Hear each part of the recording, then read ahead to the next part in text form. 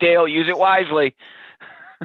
I got to change my background here. Yeah, that suggests you have other places I got you'd to like get to more be. local.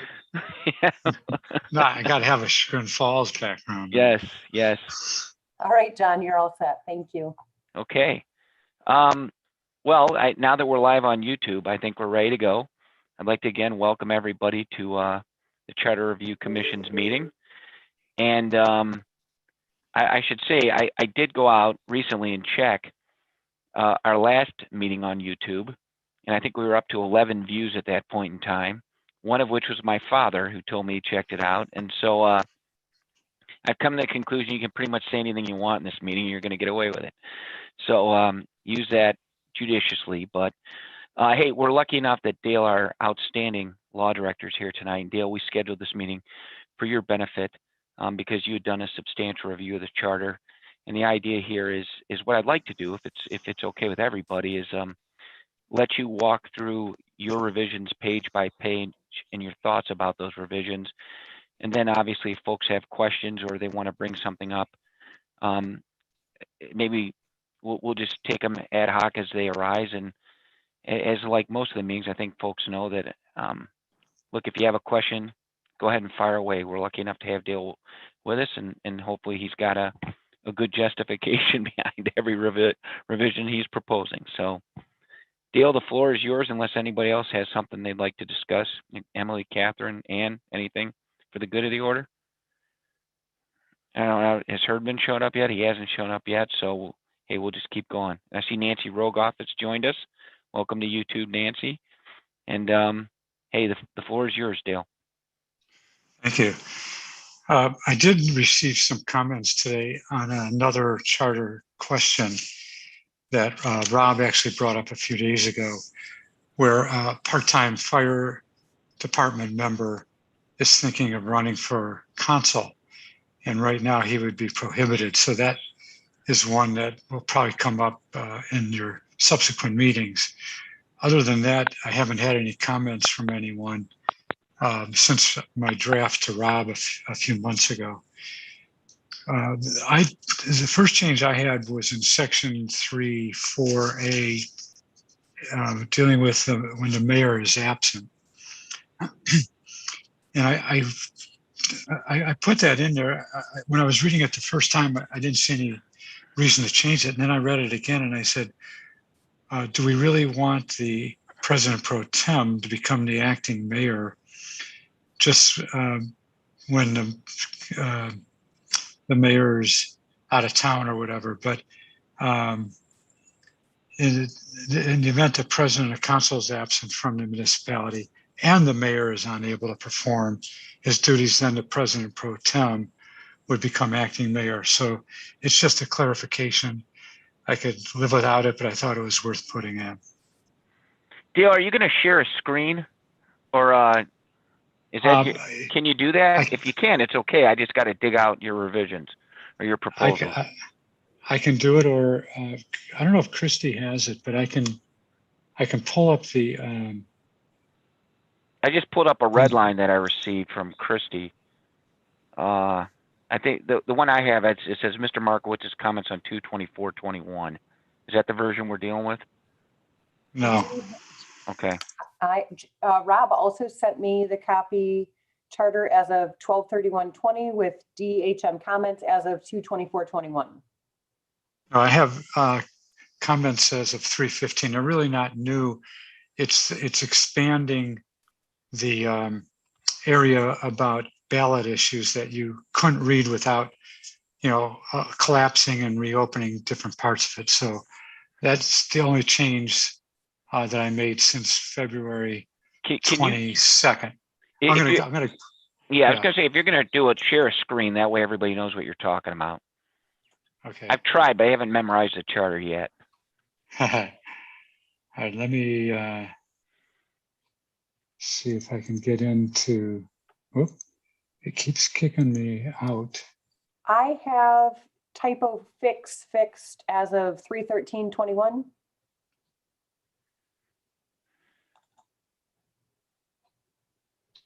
No, that's,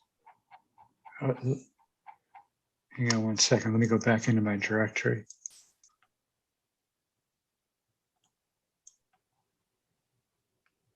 Um, 313 typo fixed. Is that what you said? Uh-huh. Yes. Yeah, that's it. Okay. Give me a second and I'll screen share it and then just I driving just put it up. through. I've got mine Oh, up. you got it. Okay, perfect. Yeah. Okay, so you'll see in red where I added that if the president of council is absent or for any reason can't perform the duties of acting mayor, and I wanted to make it clear, this is when the mayor is also unable to perform the mayoral duties, then the president pro tem becomes the acting mayor.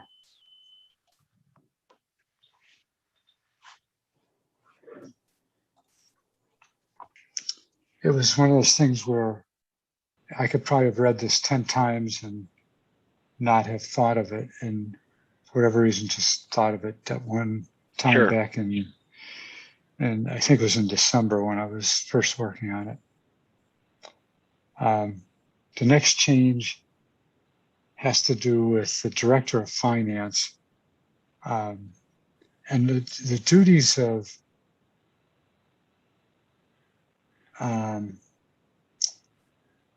the director of finance are laid out in the charter later, but here it says, together with the director of finance, execute all contracts. As a practical matter, we never have a reason to and never have the finance director sign contracts.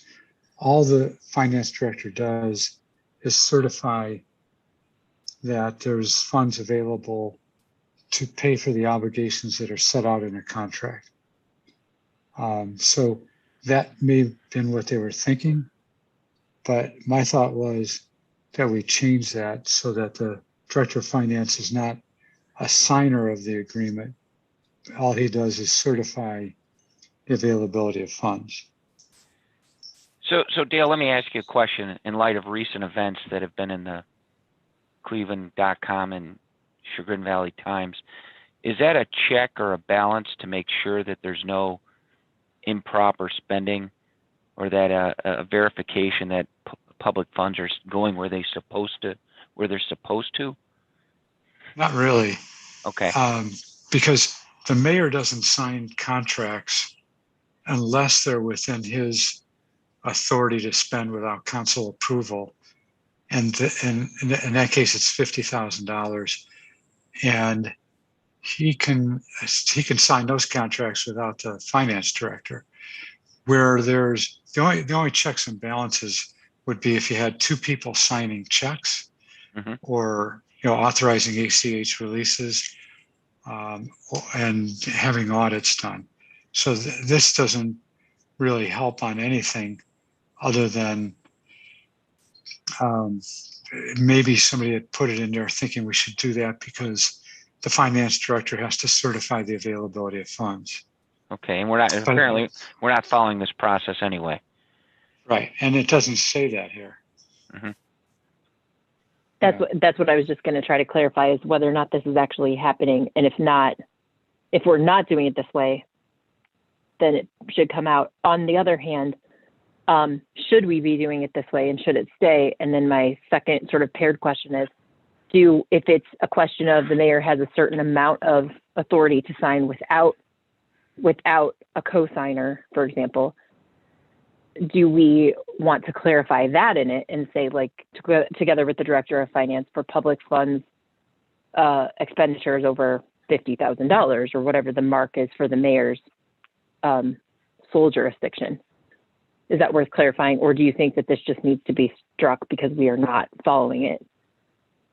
Well, what I'm thinking is that we take it out of here, and when we refer to the director of finance, we say that he just certifies on each contract the availability of funds.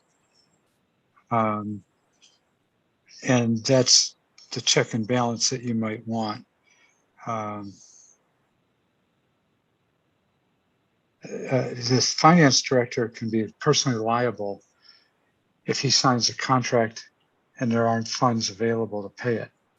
So they're very careful about that.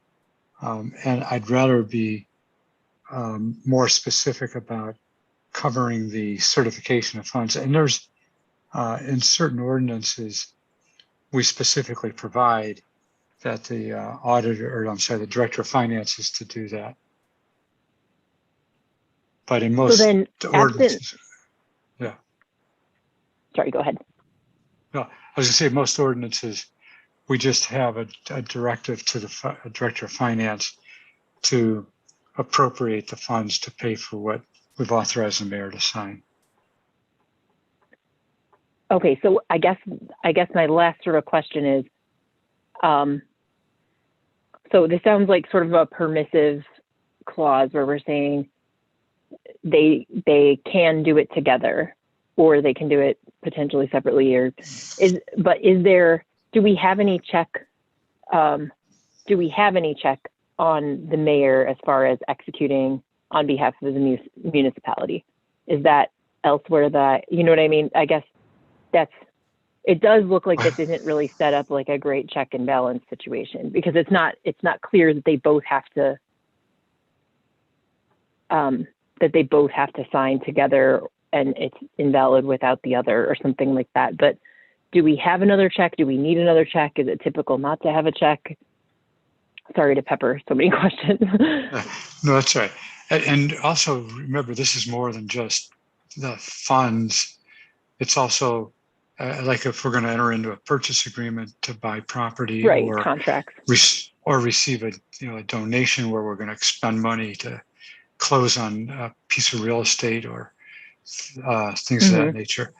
We just did a refunding and a refinance of a loan that we took out for water meters, and the finance director and the mayor and I were all signing documents yesterday. The finance director probably signed 30 times, the mayor twice, and myself 4 times. So, when we get into those kind of things, it's mostly the director of finance, but it's not because of this section.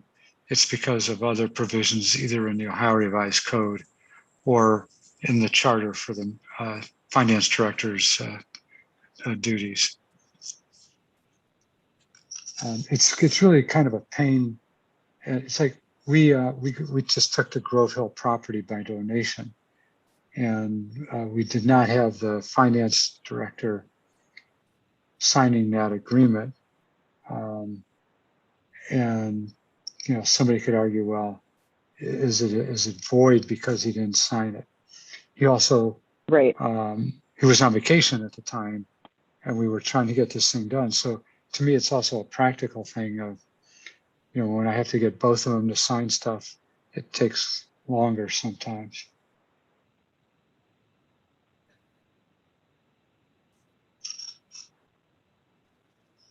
Would there be any value in changing it so that it's the director of finance, like when the director of finance is unavailable to sign, like sort of to reflect the reality of the fact that they both may have authority to sign in different circumstances? Do you think that would be valuable, or do you think just elimination is the best way to go? Yeah, I'd rather leave it as is, or eliminate it than say the mayor doesn't have to get a signature if he's not available, because then I think you're creating a potential situation where somebody could abuse that. And also somebody on the other side of the transaction would want proof that the finance director wasn't available. So it's not a good practical solution. Okay. Okay. Any other questions on that section?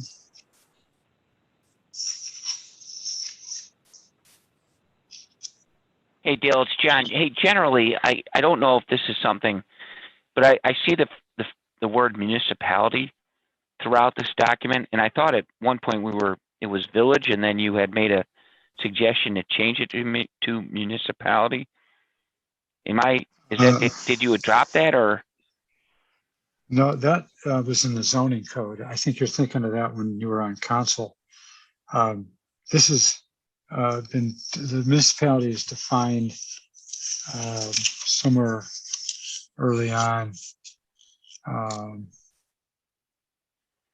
was pretty sure it was in the charter that you wanted to change, you remove the word village and insert a municipality. I'm pretty sure you're right, John. I thought we did that. In the section, Go ahead. it is in the Board of Zoning Appeals section of the charter, so that's probably the confusion. Okay. Well, It's then, Oh, that's right. Yep, section. Yep. Yeah. well, we can get That to was it then. Right. That was a change we made a couple of years ago. And we didn't follow the consistency of using municipality throughout. Okay. That was for This the is architectural review board also. Just as a random aside, I know we had talked about putting language about being able to do things virtually, like for meetings, just confirming that execution and stuff like that also has the same protections that if someone's not available, they could use DocuSign, things like that. The execute is kind of, as long as it's legally permissible, it's fine. Yeah. I didn't think about putting DocuSign in here or that, kind of approach. I figured we just defer back to Ohio law when you can or cannot use DocuSign. Okay. The mayor has signed a number of things in the last year by DocuSign. It's worked out very well.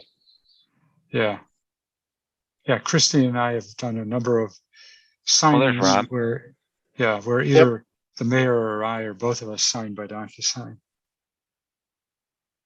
Yeah, I just wasn't sure if it was defined specifically somewhere as actually physically having to sign. So as long as it's permissible, then I think we're fine. Yeah, there's nothing in the Nice catch, charter. Catherine. Yeah, there's nothing in the charter that would say you have to have what we call a wet copy. So I'd rather just leave that alone.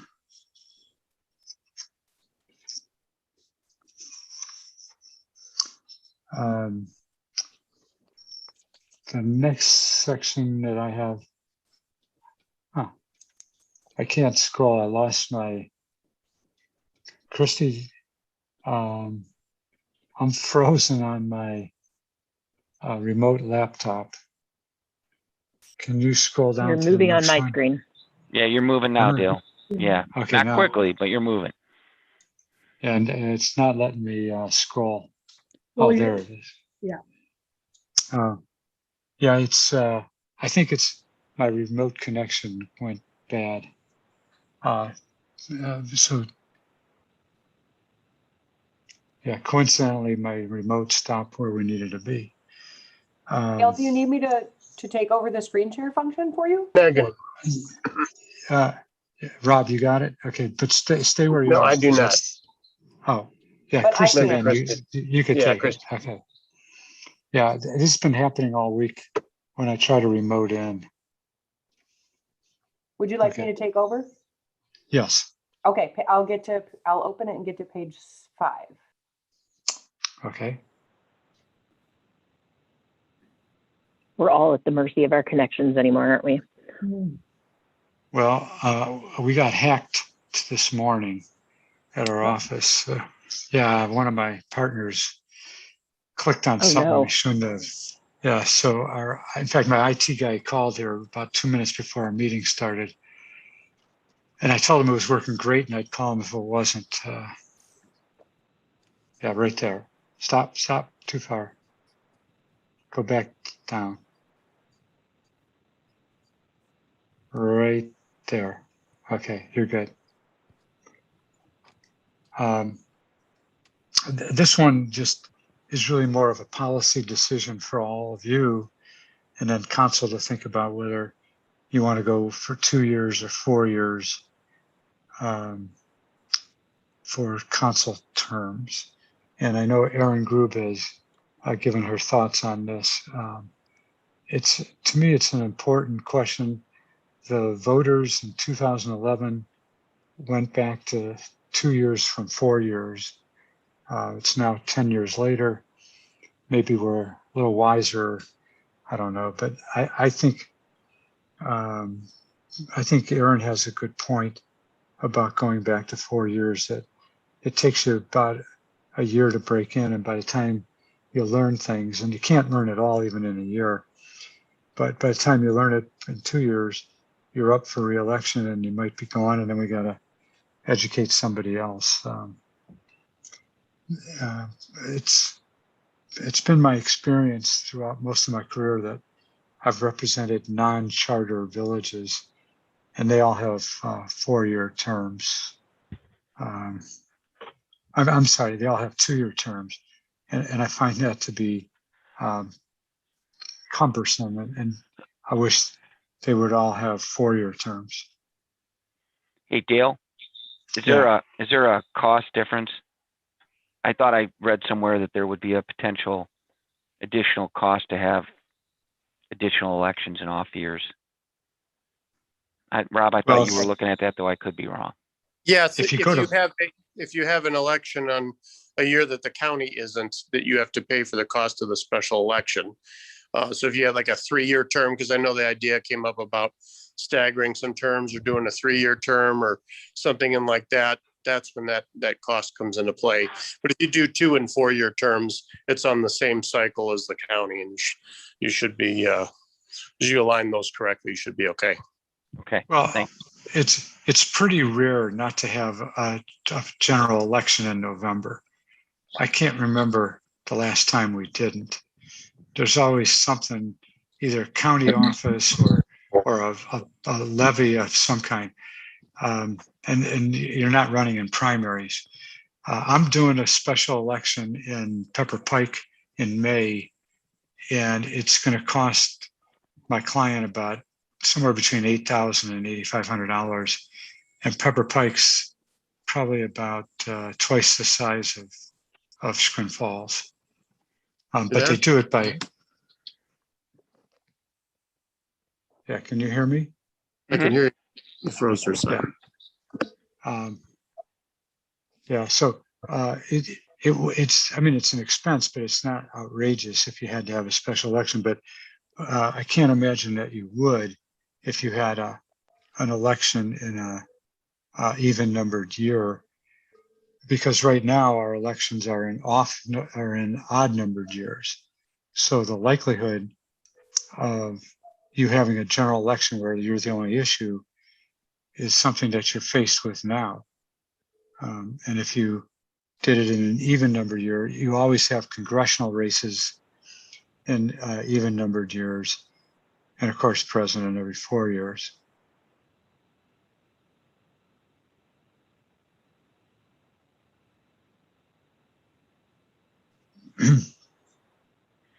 All right, your next one's in section 4-2 about not holding any other public office or holding employment with the municipality. And this is the one where we have a part-time fireman who would like to be on council, and right now he would be prohibited. The point I had raised before was that you couldn't hold any other public office. And that could be like an assistant county prosecutor or somebody who's a deputy fiscal officer for Cuyahoga County or something like that. Didn't know what you thought about it. A lot of the communities that I work with or have matters in, people on council, a lot of them hold public office, or they might be teachers or principals or something of that nature, or they might be a firefighter somewhere. And so I'm not sure that you would want to prohibit council members from holding certain other public offices, but it's going to be a little bit of a task to think through what you would or wouldn't allow for somebody to hold another public office. There are, by statute and by attorney general rulings, some positions that are incompatible with being a council member. For example, you couldn't be a county council member, you couldn't be the county executive, you couldn't be, let's see, there's a few others. judge.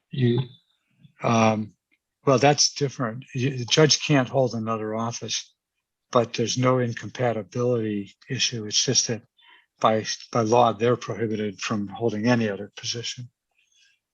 So essentially the part of this you want to, oh, sorry. No, that's okay. Go ahead. Go ahead. I was going to say, essentially, it sounds like the part of this that you're mostly calling our attention to is the idea of holding employment with the municipality, right? Rather than the office holding. No, I was looking at the other side that they couldn't hold an office outside of the village. I was thinking we shouldn't make it a total bar, and that there might be some exceptions that you would allow. There's a lot of people who might like to serve who the village tends to have a lot of lawyers, and there's a lot of lawyers who might be an assistant county prosecutor, or they might be a law director or a police prosecutor in another community, and they would be barred from serving in Chagrin Falls. Okay. That strikes me as potentially troublesome from a lawsuit or liability perspective. I mean, isn't that maybe a constitutional or free speech issue or something like that to a properly motivated person who wanted to serve on council? There's never been a case that said that we can't set the qualifications and prohibit people from serving who we think could have a conflict. I think that would be a hard case for anybody to win. My thinking was more from the perspective of you're removing a whole marketplace of people who could have a lot of talent No. and be I understand. helpful. No, Dale, I got your point, and I appreciate it. I was just wondering on a broader sense if, I don't do municipal law, I was wondering if you saw any potential, liability issue or lawsuit issue there, but it doesn't sound that way. So. No, I think the only problem we could have is that, like, if we had age limits, something of that nature, you might have a problem. Okay. Does it have, what kind of impact does it have on, because I'm not totally familiar with how everything is all connected, and benefits and retirement systems and those kinds of things. But I'm thinking that if you have a part-time fireman that is in the retirement system, is that impacted by somebody that also might be in council? Or are they also, do they end up in the retirement system like PERS or police and fire? Is there anything in reference to that would make it not feasible? Or not if they're going to be a council member, because it's a part-time position and it doesn't affect their PRS. We actually have that issue right now with our fire chief, who we want him to hold another position, but the way we've set it up, it's part-time still, so it doesn't affect his PERS. okay. Also, Go ahead, Rob. in the case of a part-time fireman, our part-time firefighters are not in PERS. By law, they're not allowed to be any longer after 1993. So the council position wouldn't be affected by a part-time fireman here working for the village. Thank you. Mhm. Christy, if you could move on the bottom of the page, it's just a typo I fixed. It said President Pro Tem, it's Pro Tem. The next change I have of any consequences on the next page in section 4-5 on removal. I've spent a lot of my career, more than I ever want to think about, removing people from office or defending people that there was an attempt to remove them from office.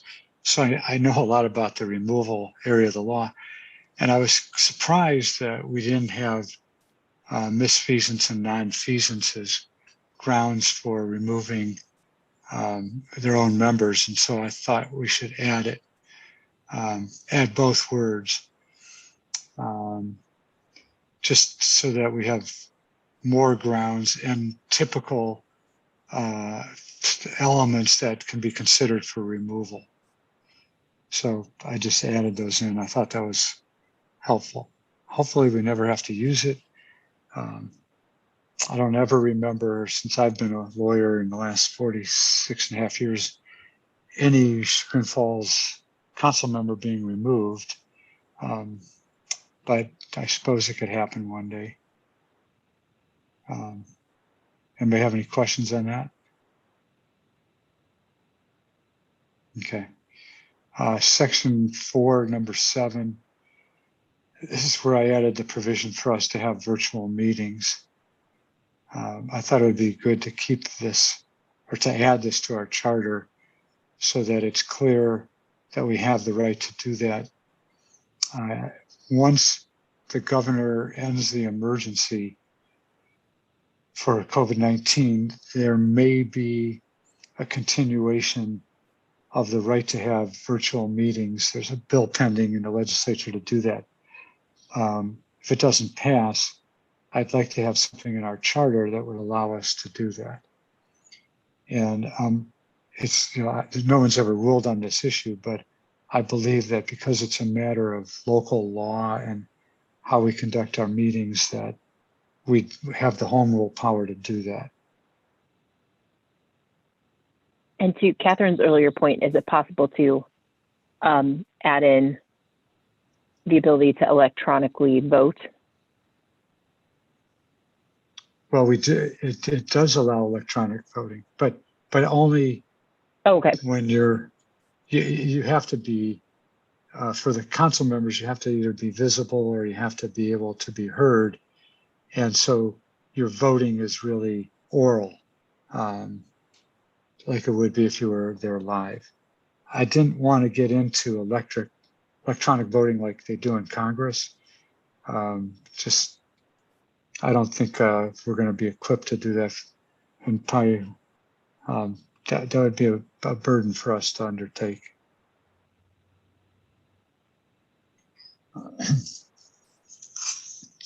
And Christy's shaking her head. You got that right.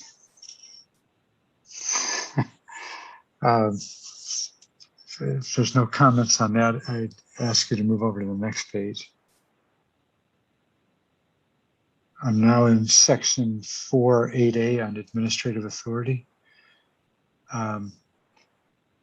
When we have Board of Zoning Appeals decisions, we had added a provision, we changed appeals. They were automatic appeals or I should say they were automatic reviews of every decision that was made by the Board of Zoning Appeals.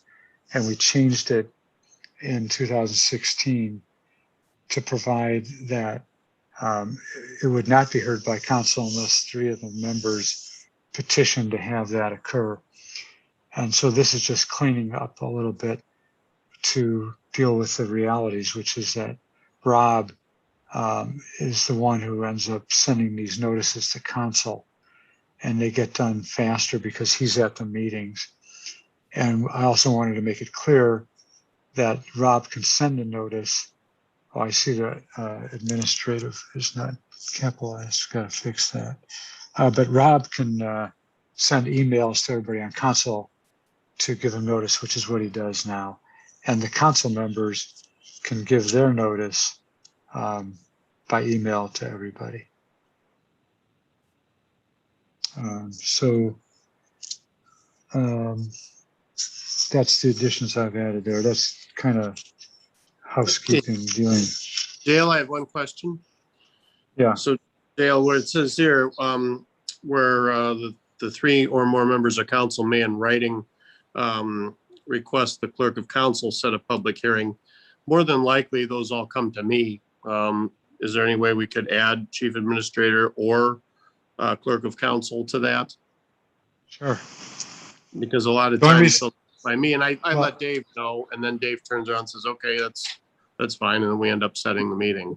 I'm fine with either. Because the clerk of council is the one who sets hearings theoretically, that's why I had it. But I wouldn't want to confuse everybody and say you set the hearing. But we can provide that they, in writing, they the council members who petition should be petitioning by sending notice to everybody on council, and I can add to you also.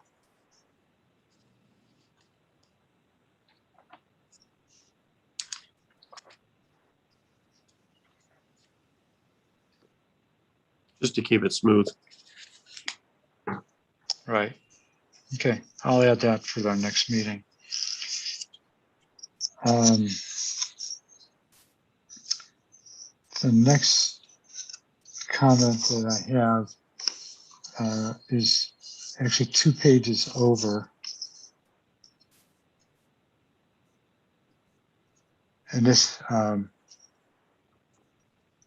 is where I would add language to say that the Director of Finance certifies the availability of funds for all the contracts.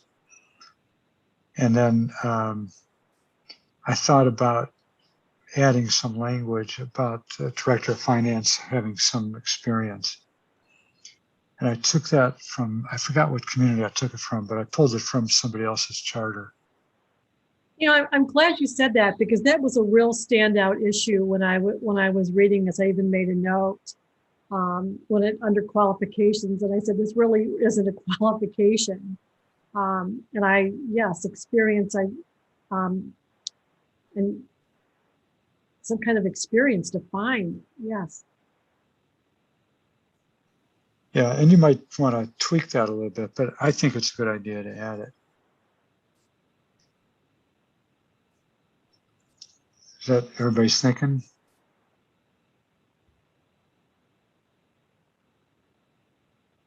Everybody's blank staring me other than Ann. Oh, Dale, so, I mean, the point was, I mean, I think the idea here was that you would walk through these things and then we would discuss them in one of our meetings at a later date. So I okay. wouldn't accept, I wouldn't think that silence is disapproval or acceptance. It's just the fact that I think you're explaining the points well, and we're just moving along with you. Okay. Yep, just processing.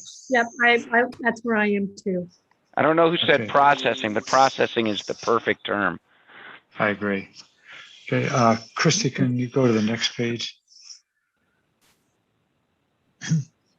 We're now on the Chief Administrative Officer. And we spent some time in the zoning code trying to straighten out what the code said about who did what and what the responsibility of the building inspector was versus the Chief Administrative Officer.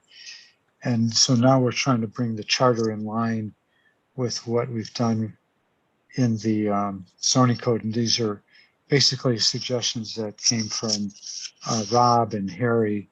And I think they're good provisions to add in here, that the Chief Administrative Officer acts as the, he's actually the official who administers the zoning code, but the building inspector handles the building code matters, and the Chief Administrative Officer would control the building inspector and the building department. And he serves as the Chief Enforcement Officer of the zoning code. So that's just things that we thought were worth changing in this section.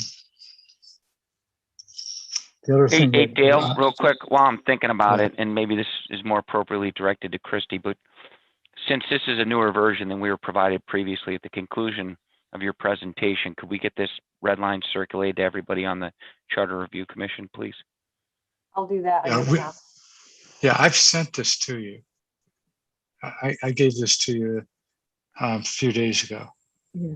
I can circulate it again. It wouldn't be. Yeah, I thought this was a revised version because this is different than what I have, but no problem. Sure. The other thing that we did here is that having alternate members of our boards is relatively new, and we didn't really say who made the appointments. And so this just it makes it clear that the Chief Administrative Officer makes those appointments.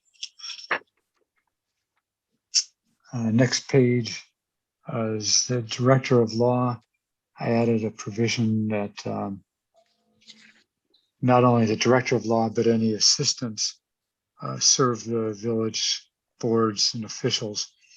In our contract, we provide that other members of my firm can also provide legal services to the village. So I thought it would be good to have the charter make clear that there can be assistants who do those functions.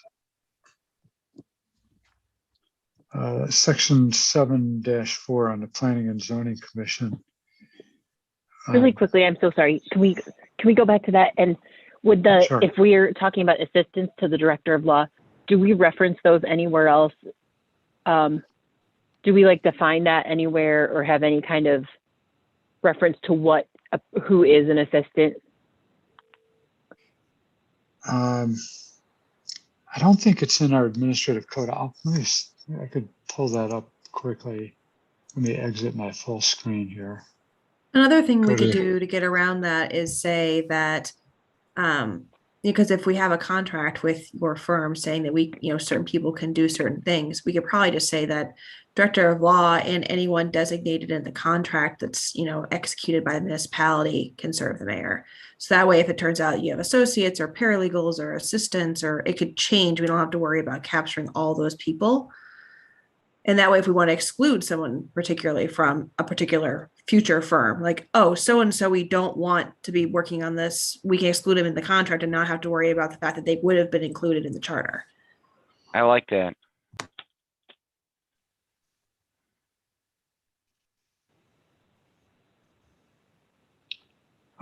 Yeah, in chapter 123, we do not reference assistant law directors. We have a So prosecutor. I guess my suggestion would be, Yeah, go ahead. my suggestion would be to make, any commensurate or / required modifications that are to create consistency overall with the concept of an assistant and what it is. So I think, yeah, to Catherine's point, I think that's one way. I think also if we were to clarify, assistants, just basically sort of like wrestle with who is an assistant, who isn't, define it, and or reference somewhere else what it is, and then make sure that internally the document is consistent with that reference. Yeah, I'm also thinking maybe we'll add some language to chapter 123 to refer to assistants when they're appointed by, ordinance or by contract approved by council. Hmm.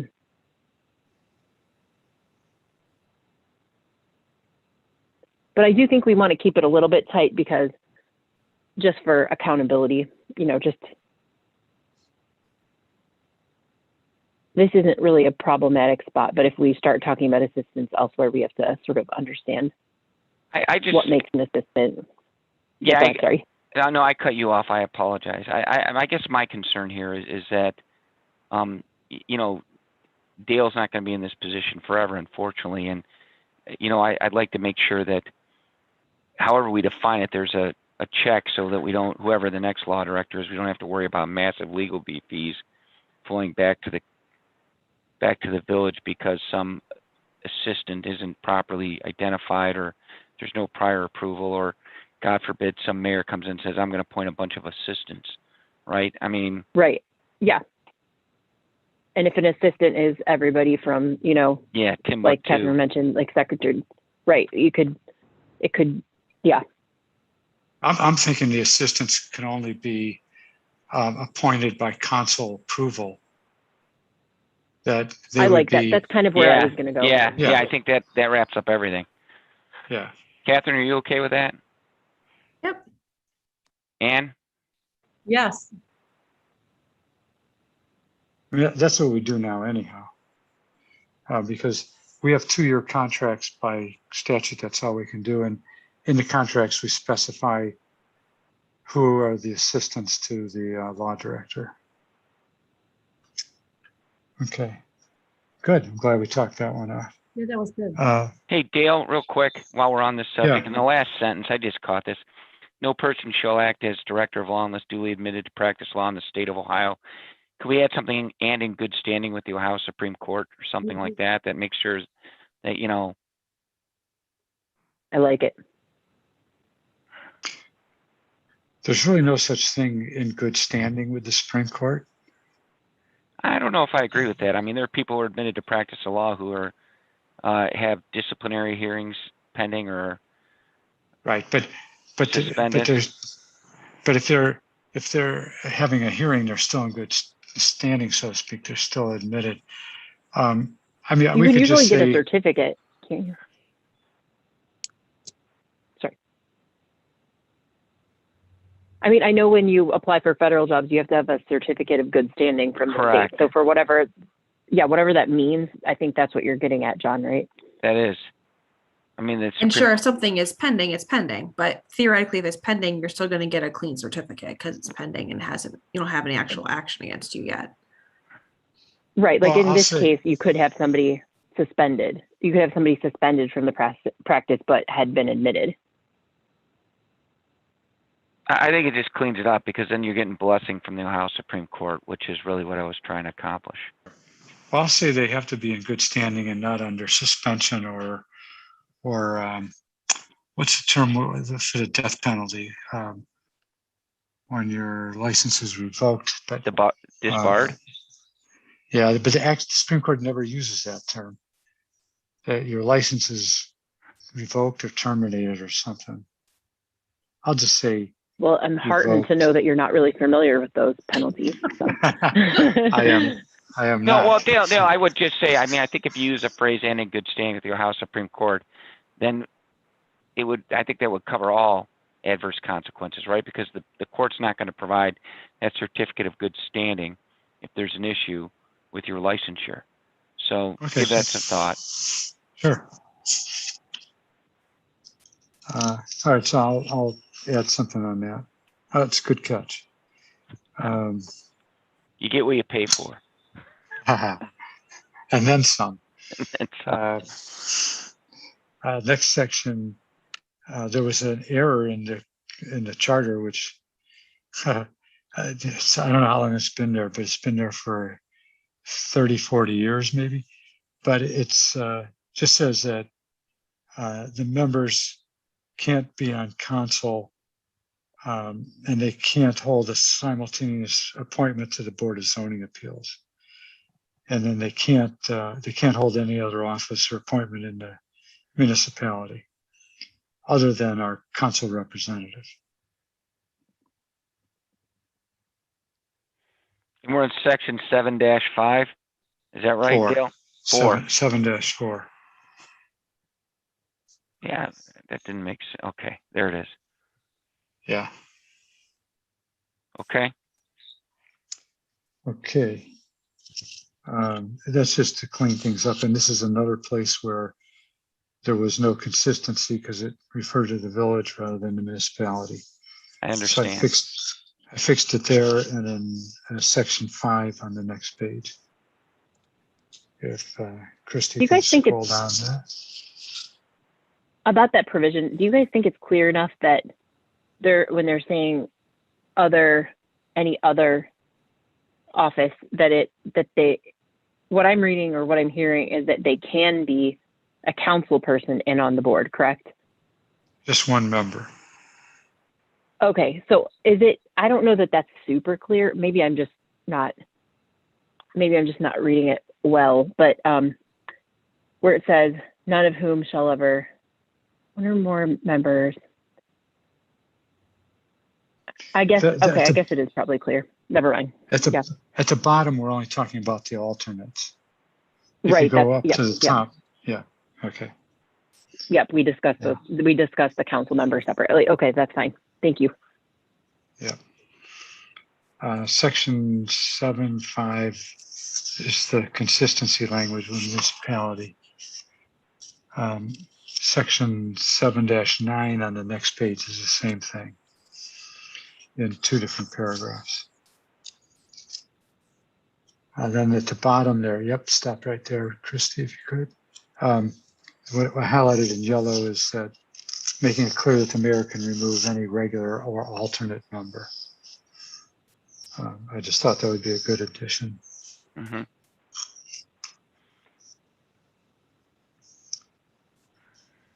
The next change is in article, it's in section 10. And this is an area that I spent a great deal of time in Solon working on, initially for some homeowners associations who were dealing with a developer who tried to get something on the ballot and sued the city in the Supreme Court, and ultimately the developer won, although they lost the war because the voters turned down their proposal. But when I looked at their charter, it was god awful on some initiative and referendum provisions. And so I fixed it. And when I did it, I had the opportunity to look at some other communities' provisions, including our own, and I added some of our language to theirs. But some of the other changes I made in there, I put in to their code because they felt strongly, and I wanted you to think about this, that the way the Solon case went down, the developer came in late in the term to get it on the ballot. And they wanted council to move very quickly and have special meetings and to squeeze the time frame from what they would ordinarily do. And ultimately, the Supreme Court sort of ruled that they had to do that because they let it go on the ballot. And so after that case was over and they hired me to change the charter, I came up with provisions that made it mandatory that they have 3 readings unless 5 of their council members voted to, waive. And I added which is what we have for regular legislation now. And then I wanted to have this provision about the emergency language, that it can be passed after 1 reading to be read, and in the case of it being considered for certification to place an initiative on the ballot, the city shall be read by title of 3 regular meetings. This is so we wouldn't have to have special meetings, and to make it clear that in the case of an initiative, the people in the community haven't had a chance to understand what it's all about, because some property owner goes out and gets a small percentage of the community to sign a petition. Most of them don't even know what they've signed. And when it gets before council, this would be the opportunity for people to get educated, because once it gets put on the ballot, council really doesn't have any say over it anymore, and they can't really speak out, and the city can't spend money to fight an initiative that's put on the ballot. By statute, they're prohibited from doing that. So that's why we thought we ought to add some language in Solon, and it was passed by an extremely high percentage of the voters. I can't remember the percentage anymore, but it was in the 80s. So it was a very popular thing to add there. And then we added some more language about the fact that, like, our charter right now defaults back to the Ohio Revised Code for the most part. And in Solon, they did that in some areas and not in others. And it got confusing, and the Supreme Court, I think, penalized them because of the inconsistencies in their charter in the Solon case. So I added some language for them, which you'll see in that subsection D, where it says we also added this language. And this is only when you're dealing with initiative petitions. And there has been a history of initiative petitions in the village, the latest one being the parking by Riverside Park that some people proposed that got passed, and it got put on the ballot, and it created a lot of havoc with the village. The one before that was for spillway, and there's people who have different views about spillway in the village, but that was something that I don't think got properly vetted before it got put on the ballot based on the exact language of what was put on the ballot. Certainly the project had been talked about for a long time. I'm not sure everybody understood what they were voting for. So that's why a lot of these provisions that I've referenced here are things that I think are worthy of your consideration for adding to our charter. To my knowledge, the village has not had a problem where people challenge your charter language as it exists in terms of your process. But if you had somebody coming in with an initiative that was having a significant impact on the community based on the case law in Ohio without language in your charter, you could be forced to pass it very quickly and get it on the ballot without it getting a proper reading and review by the community. Well, it'd be nice to keep us out of court too. Well, that's my Right. goal. Yeah. And Dale, really quickly, I see. Yeah. Oh, sorry. With regards to that provision, I see that the Solon Charter, those are C and or D and E of the Solon Charter as well. But it looks like the Solon Charter also has a pretty substantial amount of provisions before that, and obviously ours is a pretty small paragraph right now. Do you think, I don't know if you've looked at this for anything else that we would need from those other provisions in Solon Charter Article 9, sorry. So in their provision 9, do you think there's any language we'd also need to carry over from A, B, Yes. C, B or C of theirs? Okay. All right. Yeah, Sounds good. I wanted you to just get the concepts here. There's a Got lot it. Okay, of, sorry. yeah, there's a lot of work. There's a lot of work we got to do to get it to fit it in. Got right. it. Well, I'll tell you what, Dale, I mean, Thank you so much. maybe before you circulate your latest version, if you could put that draft language in there. So when we vet this fully, I mean, we've got your proposed language laid out in the body of the charter and how it would look. Okay. I mean, that way Christie's not circulating multiple versions of your opus. We'll Yeah. call it that. I agree. I think that's a great idea. On the next page, it's got some more of that language that I think, I forgot, was it Emily who said that? One of you said that about the preceding language.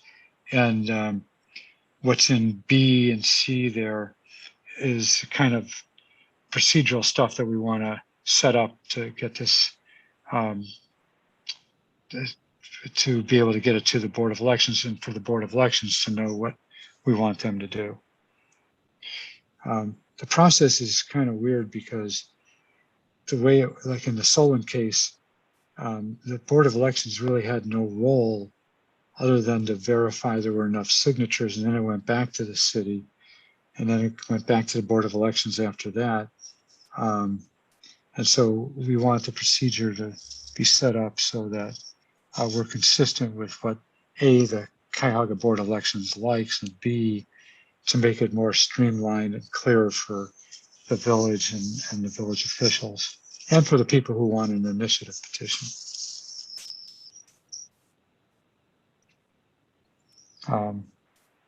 So I'll add those provisions in. There's a couple other things I'll take from Solon to put in there and make it look cleaner. It's 7 o'clock, and just checking in to see how you're doing. How much more do you have? Maybe 5 minutes. Okay. Okay.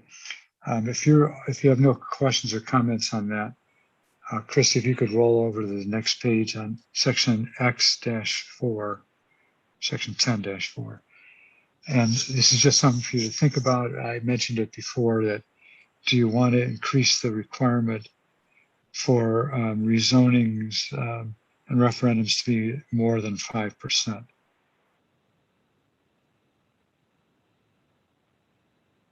If the village is passing something, somebody comes in and there's like a zoning change and we do it, right now you only need 5% of the people who voted for governor to get a petition to get it on the ballot. And some of you might say, yeah, we want to make it as easy as possible to let the voters have the last say.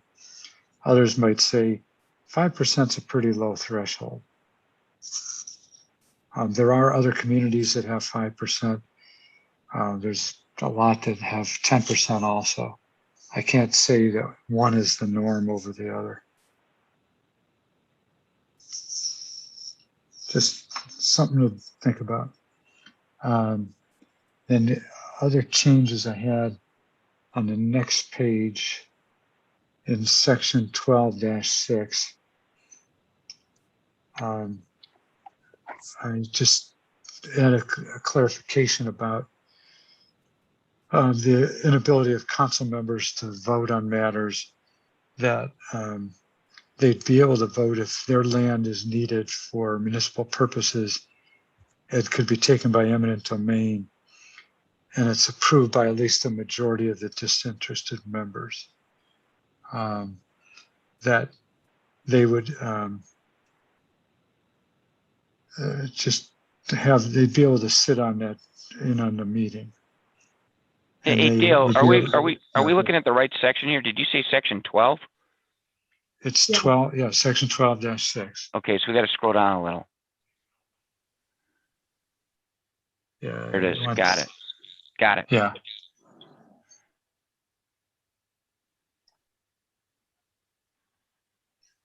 And so we're just clarifying that it has to be approved by a majority of people who have no interest in it. And I had an occasion not that long ago where there was a significant amount of eminent domain that had to take place for a road or a couple of roads. And it just so happened that a majority of council were going to be affected by it. Either their land was taken or their land was close by. And so all these people didn't want to vote and they wouldn't have been able to have a quorum. So this doesn't go all the way to fix that kind of a problem, but it did, this does clarify that. And then the last thing that I had, I found it interesting that our charter didn't deal with oaths of office. And I took one from Beechwood. I was working on something with Beechwood at the moment, but I just thought we ought to add something that anybody who's going to be an officer of the village has to take an oath, and we say what that oath is going to be, because every time Rob and I know we've got somebody to swear in, like yourselves, we're scrambling around trying to make up a form, as to what we want them to say, because the Ohio Revised Code doesn't specify what we have to say. So I thought it would be good to have a uniform approach. Just a quick addendum to that. I think that's a good idea, but I think we should also consider whether or not a different oath might be required for different offices. So if there is any variability, we may need to consider that. That's all. Well, this one was pretty general because it says to discharge the duties of the office. And of course, this would be the village rather than Beechwood. But if there's something you want to do differently, let me know.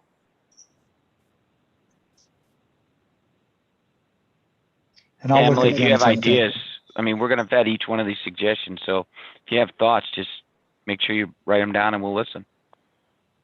Will do, sir. Thank you. You want to use the one from Animal House, I guess probably wouldn't be appropriate, but anyway. I know that one. Yeah.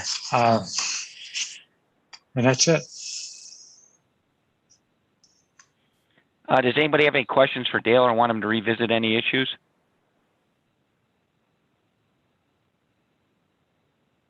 Rob, anything that we didn't cover that you want to address? No, I think we covered it pretty well. Okay. Nancy? My only question is, what is the, sorry, go ahead. No, go ahead. I was just making the rounds. Go ahead, Emily.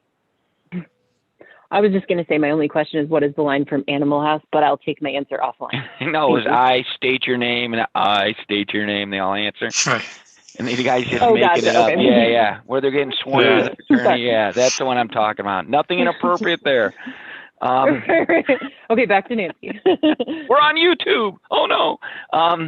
Hey, well, listen, everybody, thank you for your time, particularly you, Dale, walking us through these your thoughtful changes. And when you get that, what I'll call your final red line version, if you could send that to Christy, and then she'll get it in our hands when convenient. Don't stay up late working on it. We've got some time before our next meeting. And then that that's what I wanted to ask you. Do you want me at your next meeting, which is, I think, April 6th, if I remember right? I don't think so. I mean, I know you've It's got April 1st. April 1st. When is it? Yeah. April 1st. Okay.